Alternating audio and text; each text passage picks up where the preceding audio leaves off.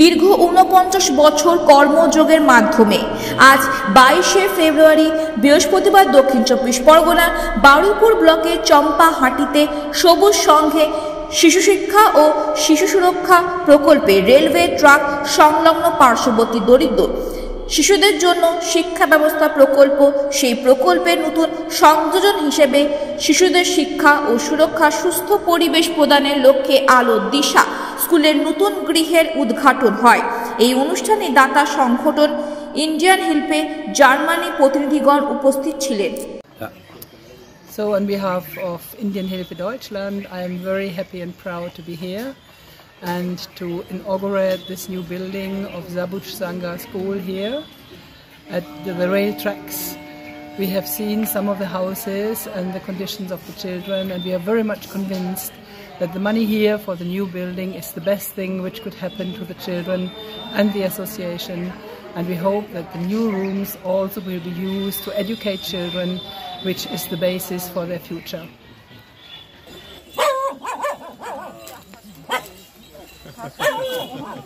He takes care.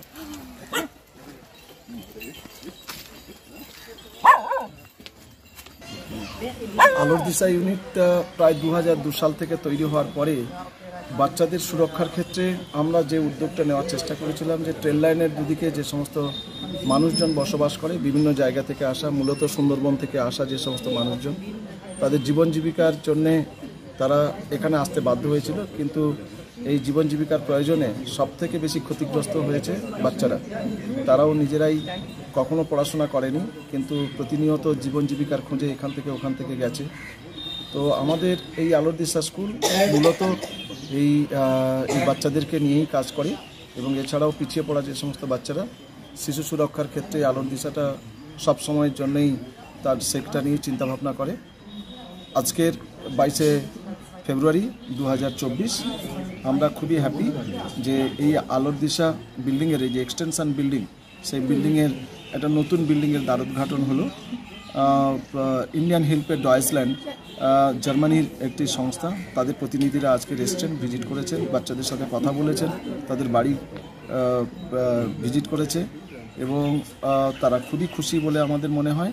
এবং আমার মনে হয় এরকম বহু মানুষ আসবে এবং তাদের সাহায্যে এই আলোর দিশা এ ধরনের অসহায় পথ শিশু কিংবা ট্রেন লাইনের ধারে যারা বসবাস করছে তাদের সাহায্যার্থে এবং তাদের উন্নতির লক্ষ্যে কাজটাকে করে যাবে, এবং এইভাবে ওদের যে পরিবারের যে চাইল্ড লিটারেসি যেটা আছে, যে সেই চাইল্ড লিটারেসিটাকে ব্রেক হবে, তাদের জীবন জীবিকা অর্থাৎ চাইল্ড পভার্টি যেটা আছে সেটাকে ব্রেক করবে।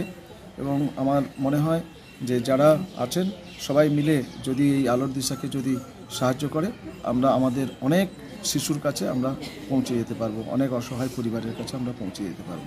আপনার নাম? আমার নাম অংশুমান দাস। আমি এই সবুজ সংঘ যে সংগঠনটি যেটা আলোর দিশা স্কুলটাকে পরিচালনা করে সেই সংগঠনের সম্পাদক, ডিরেক্টর। Thank you.